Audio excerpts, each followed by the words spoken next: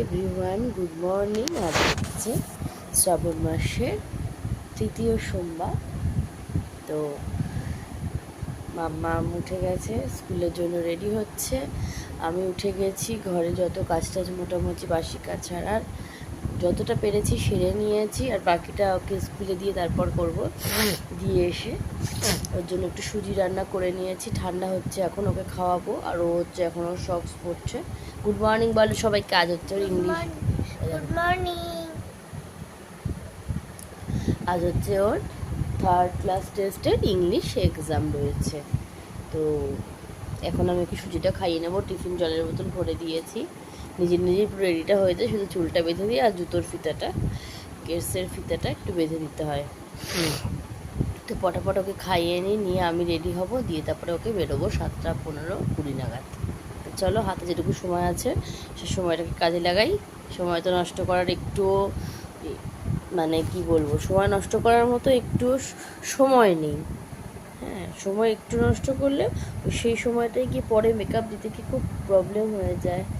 তো যতটা পারি তাড়াতাড়ি করে কাজ ছেড়ে নিই। এসেও আবার 9টা অবধি জল থাকে, টাইমের যে জলটা, তার মধ্যে বাকি কাজটা সারবো। প্রচণ্ড হাওয়া নাকে যদি চুলগুলো সে পড়ছে, ঠান্ডা লাগছে। তো চলো বন্ধুরা, টাটা, পরে আবার আসছি। দেখো মাম্মাম বড় হয়ে গেছে, নিজে খাচ্ছে।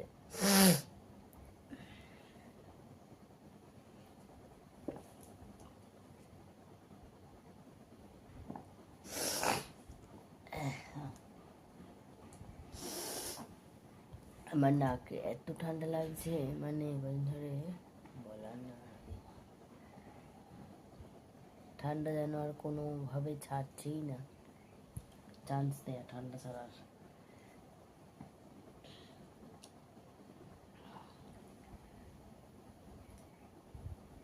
এরকম দিদি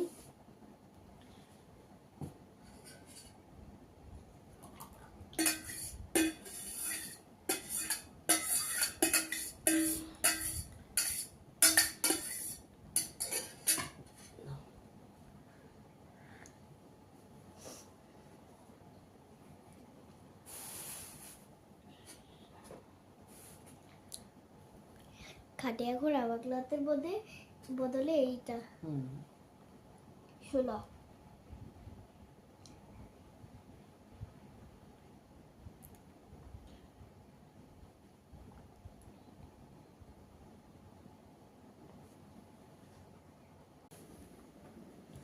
এখন হবে বেনুনি, সাথে হবে মুড়ি, খাবো।